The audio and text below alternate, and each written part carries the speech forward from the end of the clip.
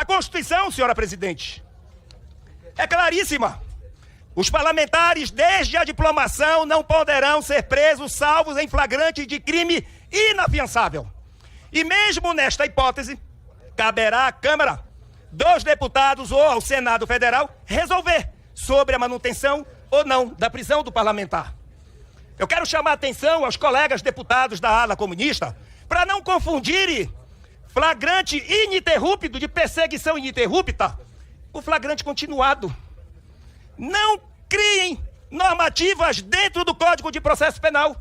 O flagrante ininterrupto, no artigo 302, inciso 3, quando o agente está sendo perseguido logo após o fato, pela autoridade, pelo ofendido ou por qualquer pessoa, em situação que o faça presumir ser autor da infração, desde que a perseguição seja ininterrupta e não continuada em 6 anos.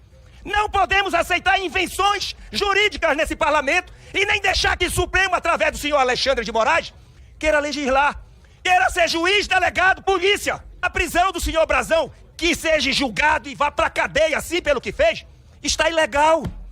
E nós aqui não estamos para cometer ilegalidade. Ele tem sim que ser solto. Caso nós aceitemos mais uma vez isso, poderá se tornar uma situação muito mais perigosa para o futuro do parlamento e da democracia. Não podemos admitir que a nossa Constituição mais uma vez seja rasgada. Se há uma crítica à imunidade formal, de que ela deve ser revista, beleza. Nós podemos sim discutir isso e mudar através de uma emenda à Constituição. Mas enquanto houver a prerrogativa de que deputados não podem ser presos, salvo em flagrante de crime inafiançável, nós não podemos assistir a esse vilipêndio da Constituição, das nossas prerrogativas parlamentares, abrindo precedentes cada vez mais perigosos contra o legislativo e contra a democracia. Meu voto é pela coerência, pelo respeito da Constituição, com coragem para defender o que de fato muitos aqui dizem que defendem e não realmente defendem, que é a Carta Magna. Porque hoje é um deputado que possivelmente cometeu um crime inafiançável, mas não estava em situação de flagrância. E depois pode chegar a qualquer um de nós aqui por supostamente algum crime que possa ser imputado por algum membro do Supremo Tribunal Federal. Nós votaremos contra a prisão pela soltura e que ele seja cassado após sua cassação, que seja investigado. Uma prisão preventiva, todos nós concordamos, mas o desrespeito à Constituição já foi longe demais. E eu vou ler para não deixar nenhuma dúvida. Vamos lá. Emenda Constitucional número 35, artigo 53, parágrafo 2º, abrem-se aspas. Desde a expedição do diploma, os membros do Congresso Nacional não poderão ser presos, salvo em flagrante de crime inafiançável.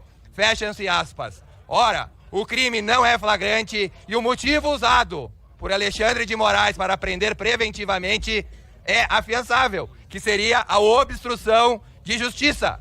É um crime afiançável. Ou seja, esta prisão é inconstitucional. A imunidade nunca é absoluta. Isso desde o início da década de 80, o Supremo Tribunal Federal fixou um entendimento de que quem se licencia do cargo não pode invocar imunidade material para se proteger de eventuais acusações criminais. A imunidade visa proteger a atividade parlamentar e não o indivíduo. Então, depois da Constituição de 88, esse mesmo entendimento foi ratificado. Ora, Chiquinho Brazão pediu exoneração para, evidentemente, buscar a proteção que ele está tentando manter aqui, com aval de quem quer que seja, espero que pouquíssimos ou nenhum. Isso é desvio de finalidade. Eticamente, ele já perdeu a imunidade.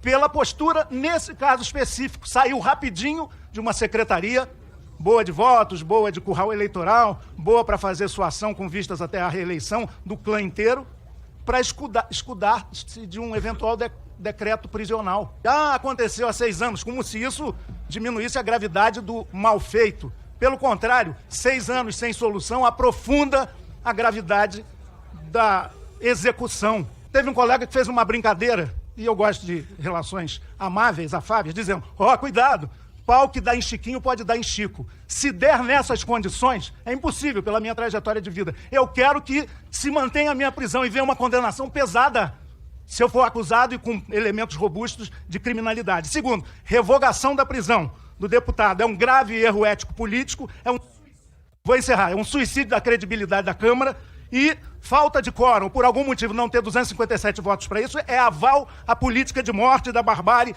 da eliminação física do oponente, é o assassinato da democracia. Não, seria, acredito nessa Câmara ainda. A imunidade parlamentar não está acima da vida. A imunidade parlamentar não pode dar o direito de matar e nem de assassinar. Porque tão importante quanto a imunidade parlamentar é a humanidade parlamentar. Nós não podemos deixar de ser humano. Aqueles que dizem ainda que é preciso que as verdadeiras instâncias de justiça se apurem esse crime. Eles estão com medo, como a sociedade brasileira, companheira Sâmia, vão julgar eles. Porque certamente, se nessa manhã de hoje fosse feito um plebiscito, o Brasil votaria pela permanência da prisão. Porque hoje, o parlamento, essa Comissão de Constituição e Justiça, tem o direito de representar não somente o Brasil, mas de representar, sobretudo, os brasileiros. Nós precisamos escolher de que lado a gente quer estar da história. Muito me admira, companheira Sâmia, Bacelar, companheiro Patrus Anania, uma comissão que mais vota pauta penal e nesse dia de hoje quer autorizar esse crime. Eu tenho uma pergunta para fazer também ao presidente da Câmara. Por que é que, neste caso, ele não colocou regime de urgência para tramitação? Houve regime de urgência no caso de Wilson Santiago no ano de 2020. Houve também para Daniel Silveira. Agora, para o caso que envolve o assassinato de Marielle Franco, que imputa o deputado Chiquinho Brazão, não houve esse regime de urgência e tampouco uma celeridade para avocar ao plenário. Eu lhes pergunto por que um caso com essa gravidade não foi dado o devido tratamento. E qual deve ser a regra, portanto, do Congresso Nacional ao apreciar o caso de uma prisão? A regra é manter a prisão. Porque quem entende de prisão não é o Poder Legislativo. Quem entende de prisão é o Poder Judiciário. Quem entende de prisão é a polícia, é quem está conduzindo a investigação. Então a regra para respeitar a separação dos poderes é manter a prisão. Mas, se houver abuso, se houver perseguição, se houver conluio, o Poder Legislativo suspende essa perseguição. A regra, repito, é manter a prisão e a independência dos poderes. Neste caso, senhoras e senhores, não há perseguição ao Chiquinho Brazão. Neste caso, não há conluio. Não há um ânimo do ministro Alexandre de Moraes, ou além da primeira turma inteira do Supremo Tribunal Federal, para dizer que está perseguindo um parlamentar. Não o é.